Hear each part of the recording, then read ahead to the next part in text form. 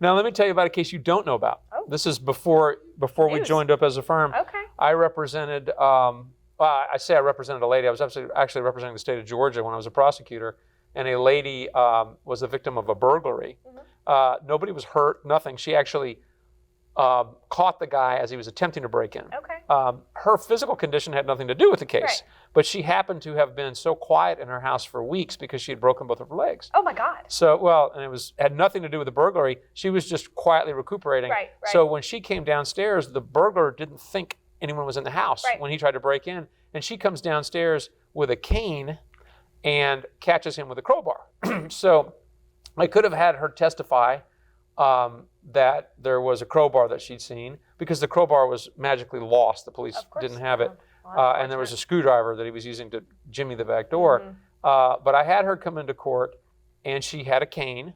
Now, she wasn't using the cane falsely, but I made certain, she brought it with, yeah, of course. And she walks in front of the jury with a cane, and when she described the crowbar and the screwdriver, I reached into my briefcase, and I had already prepared her. I said, is this crowbar similar to the one you saw? Sure. And is the screwdriver similar to the one you saw? And she said, exactly. And I just laid them on the bar in front of the jury. Mm-hmm. And at every opportunity, I would pick up this crowbar and this screwdriver because visually it captures the jury's attention. Yeah, absolutely. Okay. Now, are you familiar with the case that Patty Shewmaker and I are working, the third-party custody case? Mm-hmm. In that particular case, we have families on both sides that are fighting over the custody of children whose parents are deceased. Right.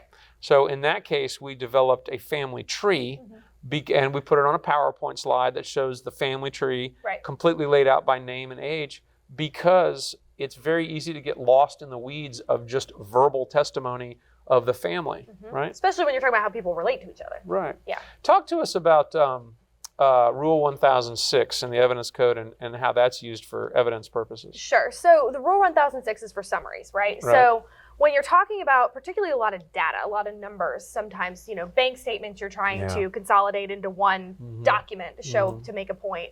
Yeah. That's what you use Rule 1006 for. So under Rule 1006, so long as you have all of the documents used to create said demonstrative of a summary of whatever information, you can use whatever you want to show a summary of that information. Right. So what I've done with Rule 1006 is I've done it for purposes of child support, right?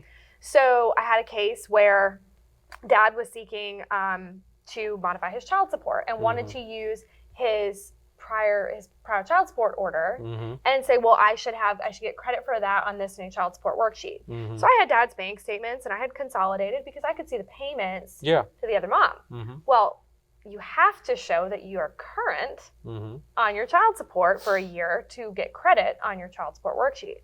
Well, I went through and I picked out each of the numbers of what he'd paid that person. Of course, he wasn't current. He hadn't even really been paying. Right. And I used those in a summary, a spreadsheet, to show this is what you've actually paid, and the judge did not give him credit for that prior child support worksheet. In a nutshell, Rule 1006 of the Georgia Evidence Code is designed to preserve the sanity of judges that hear cases, in this case, family law cases. Right. So Judge Brasher, Judge Hamill over in Gwinnett, Judge Glanville, Judge Barwick, Judge Leonard, all these great judges across Metro Atlanta. 1006 is designed to save your sanity, and you know this. So if I, for example, have 3 years worth of bank statements to show that a client's income ranges every month between, say, $3,000 and $10,000, what this rule allows me to do is I have to amass all these bank statements, and then I can do a single-page summary that says this was his income during 36 months, and I can show the mean, the median, I can show all of that. Now here's the trick. Under the code, I have to send the source evidence and my summary to the other attorney in advance of a trial.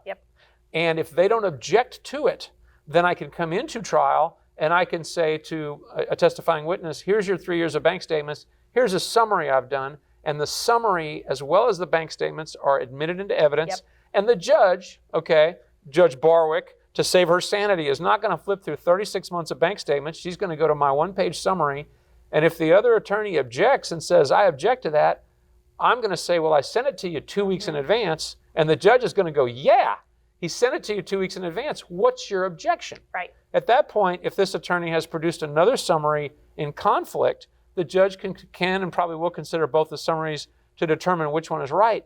But the judge doesn't have to flip through 36 months of bank statements. It saves the judge's sanity. Well, I think it really saves everybody's sanity at that point, too, because I'm sorry, if you're really trying to go through something like this with a witness on the stand, you don't want to go through 36 months worth of bank statements. No, because it's going to bog down. It's going to get very tedious. The judge will get frustrated. Redundant. Right. So your attorney, whoever you hire as an attorney should be smart enough to know this code section and use it to your advantage. It will streamline the process, save everybody time, save everybody sanity, right? And the last example I'm going to give about demonstratives, I don't think you're familiar with this. I had a case where an individual was going to have to spend some time in jail, but I wanted him to spend the minimum under the law. So I basically made a bar graph, again using PowerPoint, of the minimum amount of time the judge could sentence the guy to jail. And I was asking the judge to collapse all of his crimes for which he'd been convicted under the umbrella of the one that required a mandatory minimum. And I actually presented this to a Fulton County judge in sentencing in a case after a jury trial. And the argument was that this particular individual should only go to jail for 10 years and then 5 years on probation after that, rather than I think it was over 100 years that the judge could have sentenced him. And I think that by presenting the judge a clear demonstrative, it streamlined the process, and the judge actually went with what I asked for, so which was the minimum my client could have gotten. So the point of all this is that there's a number of different creative ways to create evidence other than tediously having a client just talk about it. Right. Visuals work. They capture judges' attention as well as juries, right? Absolutely. All right. And it's Shewmaker and Shewmaker. Give us a call. Yeah. Thank you.